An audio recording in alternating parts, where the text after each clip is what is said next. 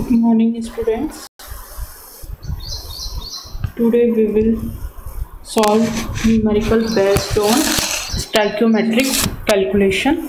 Last class में हमने discuss किया था स्टाइकोमेट्री क्या होती है, उससे रिलेटेड कुछ थ्योरेटिकल पॉइंट्स हम देखेंगे कि कैसे स्टाइकोमेट्रिक पे बेस्ड न्यूमेरिकल्स पूछे जाते हैं और कैसे हमें उन्हें सॉल्व करना है.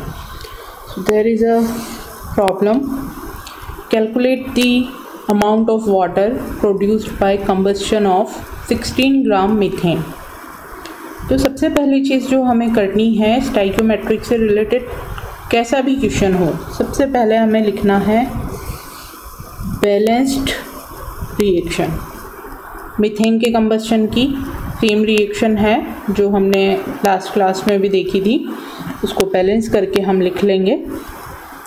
लिखने के साथ हमें एक कॉमन हमारे माइंड में कॉन्सेप्ट रखना है कि बैलेंस्ड इक्वेशन से हमें क्या पता चल रहा है.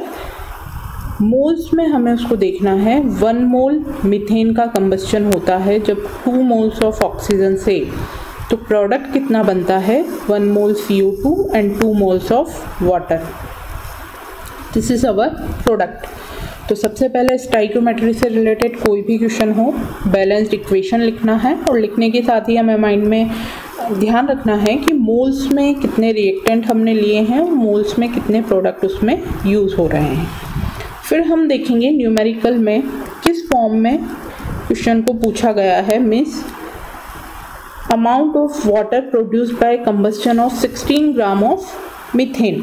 मतलब यहाँ पे ग्राम वेट की बात हो रही है. अगर वॉल्यूम इन लीटर पूछा जाता, वॉल्यूम की बात होती, तो फिर हम देखते कि 1 मोल में कितना वॉल्यूम होता है. यहाँ पे हमें ग्राम वेट को कैलकुलेट करना है. तो जो मोल्स बैलेंस्ड इक्वेशन हमने लिखी है उससे हमें पता चल रहा है मोल्स में कितने रिएक्टेंट है और कितने प्रोडक्ट हैं. अब हमें पता है 1 मोल मीथेन है, इसका मतलब उसका ग्राम वेट कितना होगा. 1 मोल का मतलब जो भी उसका मॉलिक्यूलर मास है वही उसका ग्राम वेट होता है. 2 मोल्स हुए तो हम 1 मोल का हम कैलकुलेट करते हैं, उसको 2 से मल्टीप्लाई कर लेंगे. तो इस रिएक्शन में 1 मोल मीथेन मतलब मीथेन का मास अगर हम निकालेंगे तो वो आएगा 16 ग्राम. तो 16 ग्राम मीथेन जो कि यहाँ पे क्वेश्चन में भी सेम पूछा है, कंबस्शन ऑफ 16 ग्राम मीथेन.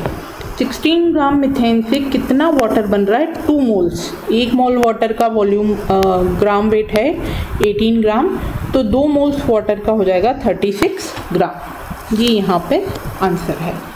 तो इस तरह के जो न्यूमेरिकल्स हैं बहुत ही सिंपल होते हैं. सिर्फ हमें कुछ पॉइंट्स ध्यान रखने हैं.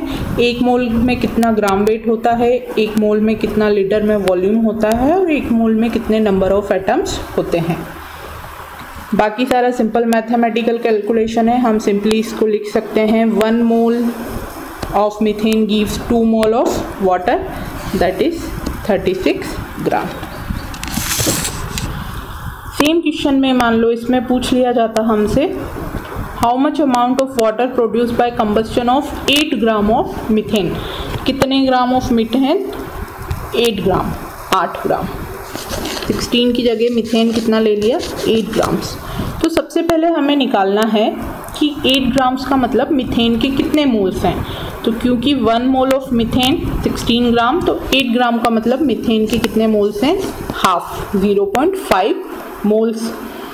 तो अगर 1 ग्राम 1 मोल मीथेन से 2 मोल्स ऑफ वाटर बन रहे हैं, तो हाफ मोल से कितने मोल्स ऑफ वाटर बनेंगे वो हम कैलकुलेट करेंगे. 1 से 2 मोल्स बन रहे हैं मतलब 2 टाइम्स बन रहा है, तो हाफ से कितने मोल्स ऑफ वाटर बन जाएंगे 1 मोल वाटर. और 1 मोल वाटर का मास कितना होता है 18 ग्राम्स.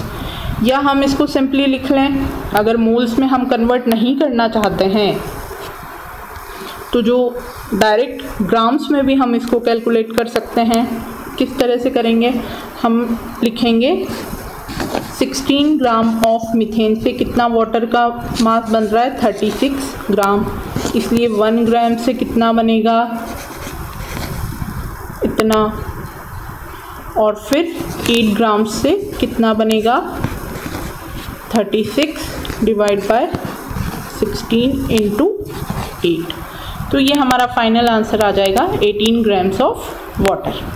तो सिंपल सी मैथ्स हमें यहाँ अप्लाई करनी है कि इतने में इतने ग्राम्स या इतने लीटर कोई प्रोडक्ट बन रहा है, तो इतने ग्राम्स या लीटर से कितना बनेगा, सिंपल सा हमें लिखना है। एक और न्यूमेरिकल यहाँ पे है,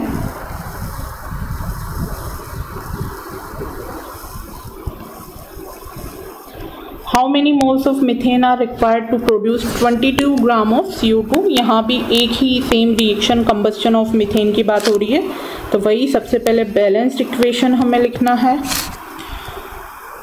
अब पूछा गया है कितने मिथेन हमें रिक्वायर्ड है 22 ग्राम ऑफ CO2 बनाने के लिए। तो सबसे पहले तो हम ग्राम्स में लिखेंगे कि इक्वेशन में कितने ग्राम मिथेन से कितने ग्राम CO2 बन रहा है।